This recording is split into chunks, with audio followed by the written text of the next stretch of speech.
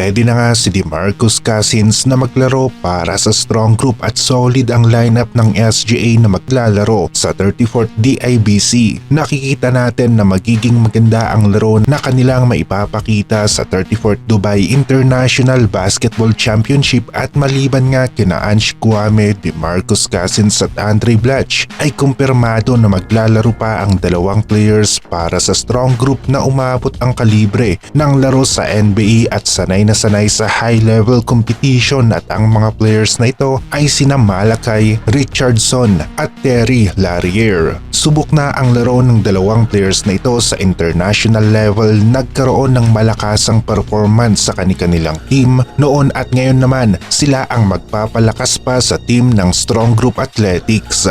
Ange Kouame, DeMarcus Cousins, Malachi Richardson, Terry Larrier, Andray Blatche at Jason Brickman, sila ang magbibigay ng solid na laro para sa team ng SGA. Renz Abando at iba pang local players natin hindi naman magpapahuli. Asahan natin na sasabayan nila ang laro ng mga players na ito. Sa nakita natin sa lineup at laro ng mga players na nasa listahan ng lineup ng strong group ay nasa contender level na naman ang SGA para sa championship title. Meron silang solid 5 na pwede nilang ipasok sa hardcourt kapag nagkagipitan at kailangan ng malakasan na laro para makalamang sa score. Malalim rin ang bench ng strong group. Isa sa kagandahan ng team na ito, marami silang mahuhugot para sa adjustment sa kanilang mga plays sa opensa at depensa. 3-point shooter itong si Malachi Richardson, maganda ang mga bitaw niya sa 3-point area. Isa sa magbibigay ng firepower para sa strong group at nakita natin ang laro niya suwabe. Ang mga pagpukol niya sa 3-point area, hindi nga nagbibiro ang SGA dahil malakas ang mga players nila mula sa mga imports hanggang sa mga local players.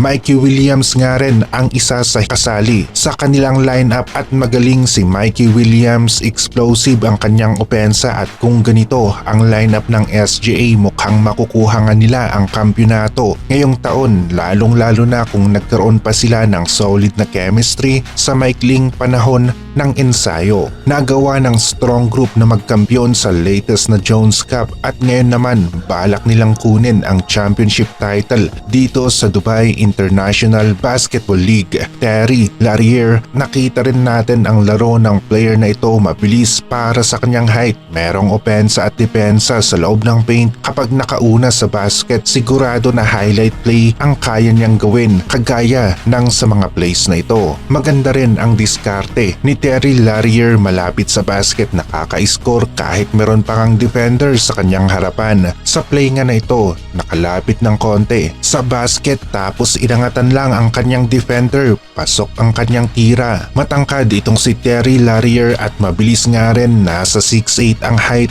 Maganda ang shooting sa 3-point area, mid-range at maging sa loob ng paint. Meron nga ring depensa dahil mabilis, matangkad at may jumping ability. Athletic ang player na ito at nakikita natin na magiging maganda ang laro niya kasama si DeMarcus Cousins. Kung titignan natin ang lineup ng SGA, mukhang kasing level ng kasalukuyang Gilas, ang lakas nila o posible na mas malakas pa. Matagal na nawala si Mikey Williams sa paningin ng mga Pinoy basketball fans at magiging isa itong comeback para sa kanya. May bilis nga rin si Renz Abando na pwedeng magamit ng strong group laban kay Arakji. Sa depensa at sa dami nga rin ng kayang mag-init ang opensa sa team ng SGA ay kakailanganin nila ng mga players na ang focus ay malimitahan ang plays ng kalaban. Kapag nagawa nilang ma-lockdown ang playmaker ng kalabang team, sigurado na mahihirapan sila laban sa team ng strong group. May mga ibang teams nga rin na nag-offer kay Kuya Dwight Howard na maglaro para sa kanila sa 34th DIBC pero tinanggihan ito ni D12 dahil na rin sa isa sa dahilan niya ay ayaw niyang maging kalaban ang mga Pinoy dito sa Dubai International Basketball Championship.